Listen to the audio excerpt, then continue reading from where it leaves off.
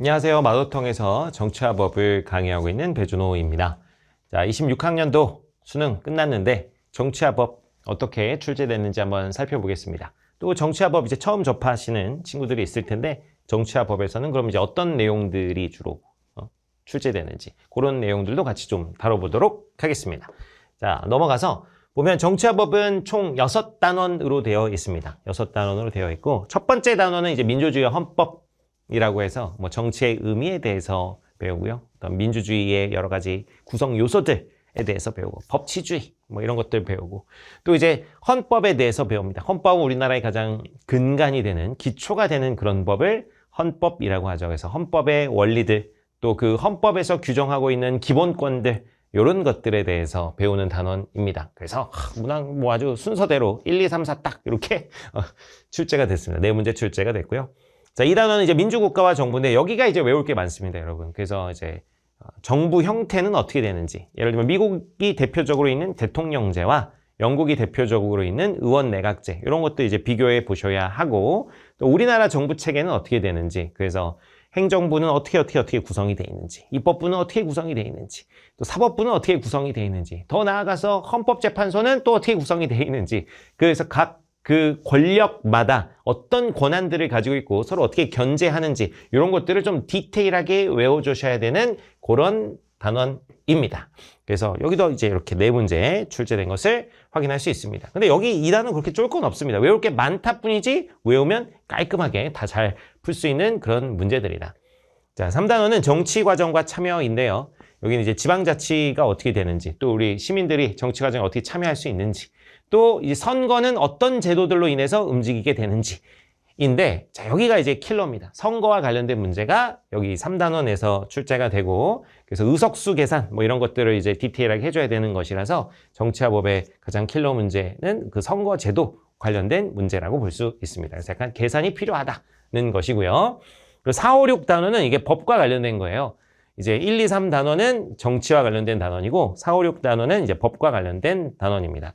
그래서 4단원 개인생활과 법은 이건 민법 파트예요. 개개인 간의 어떤 분쟁이나 관계 이런 것들을 규율하는 민법과 관련된 파트입니다. 그래서 개인 간의 분쟁이 일어났을 때 그런 부분들 책임을 어떻게 지는지, 불법행위가 발생했을 때 책임은 그럼 어떤 방식으로 우리가 산출할 수 있는지, 또 가족관계는 어떻게 되는지, 이혼하면 어떻게 되고 애 양육은 어떻게 되는지 뭐 이런 것들에 대해서 재산 분할은 어떻게 되나 이런 것들에 대해서 다루는 그런 파트가 바로 요 4단원 파트입니다.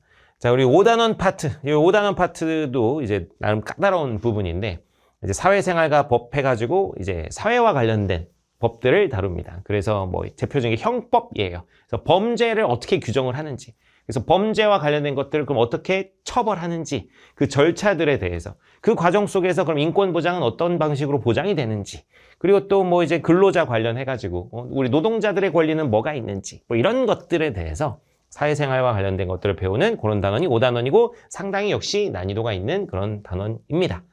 자, 6단원은 국제관계와 한반도여가지고 이제 국제관계를 바라보는 시선, 국제관계를 막 권력투쟁 현실적으로 바라보느냐, 아니면 대화 타협이 가능한 그런 협동이 가능한 그런 이상적 시선으로 보느냐, 뭐 이런 것들에 대해서도 배우고요. 또 그리고 UN, 국제기구 이런 부분들, 그리고 또 이제 국제법은 어떻게 작동하는지, 국제법의 종류는 뭔지 이런 것들에 대해서 다루는 파트가 6단원인데 요새 이제 좀 많이 출제되는 경향은 아닙니다. 이렇게 두 문제 출제됐다라고 볼 수가 있겠네요. 자, 넘어가서요. 자, 등급 컷 한번 보도록 하겠습니다. 자, 24학년도 같은 경우는 1컷이 43이었고요. 25학년도 같은 경우는 48이었고, 자, 이제 26학년도는 지금 아직 확정 컷은 나오지 않아서 예측 컷 47 정도로 잡히고 있습니다. 그래서 작년하고 비슷하지만 약간 좀 까다로워졌다라는 느낌인 것 같아요. 친구들의 의견을 들어보면 되게 어려웠다고 느꼈다고 이제 얘기하는데 실제 컷을 보면은 작년보다 확 내려가지는 않았어가지고 학생들이 또 이제 그만큼 대비도 많이 하고 그래서 체감은 좀 어려웠으나 나름 그렇게 뭐 이제 많이 못 본 친구들은 별로 없지 않았을까라고 보는 그런 예측 컷입니다. 자, 넘어가서요.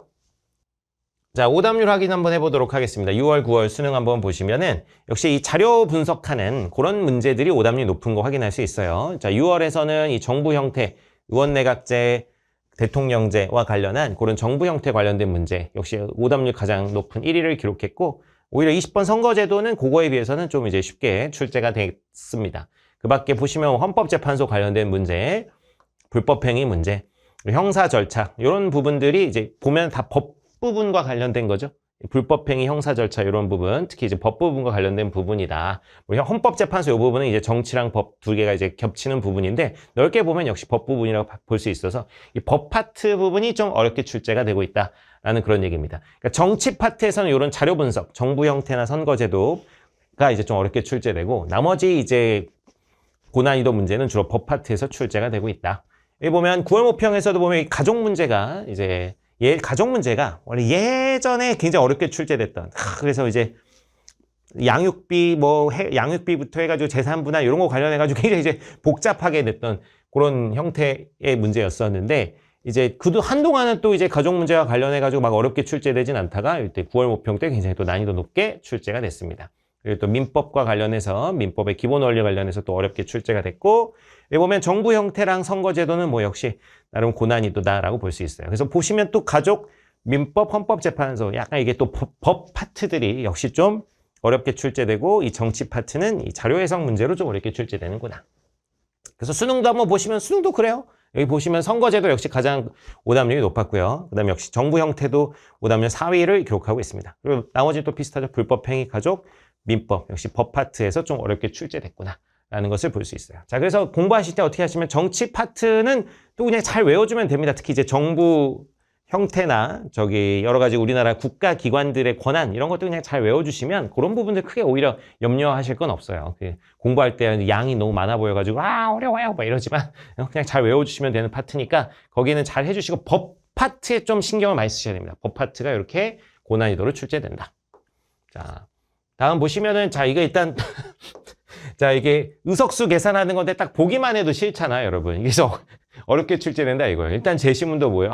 제시문도 길고 이걸 그럼 정확하게 이해해가지고 이제 딱 의석수를 딱딱딱딱딱 계산한 다음에 이제 기억, 니은, 디귿과 이제 맞춰보는 그런 형태의 문제입니다. 그래서 그냥 한번 뭐 지금 할 건 없고 그냥 보여드리는 거예요. 그래서 이렇게 이제 굉장히 긴 형태의 제시문으로 출제가 돼서 보기만 해도 좀 친구들이 어지럽다, 고난이도구나 라는 것을 이제 알 수 있고요. 근데 여러분 연습하시면 충분히 4분 컷 할 수 있습니다. 연습하시면. 자, 다음 보면 자, 요거는 이제 불법행위 관련된 문제입니다. 자, 이런 것도 이제 난이도가 높은 이유가 간단하게 주지 않는다 이거야. 간단하게 주지 않고 뭐예요? 제시문을 쫙 이렇게 길게 준다. 그럼 제시문을 이렇게 길게 줬으면은 자, 머릿속에 등장인물도 많고 그러기 때문에 그게 머릿속에 그럼 정리가 돼야 돼요. 지금 어떤 상황에서 누가 어떤 행위를 했구나 라는 게 좀 정리가 되어야 이렇게 문제를 풀 수 있는. 그래서 이 정치와 법 상당히 이 독해력이 중요한 그런 과목입니다. 독해력이 중요하다. 그래서 잘 읽고 잘 정리하고 그걸 고를 수 있는 그런 능력들이 필요합니다. 역시 연습이 필요하겠죠.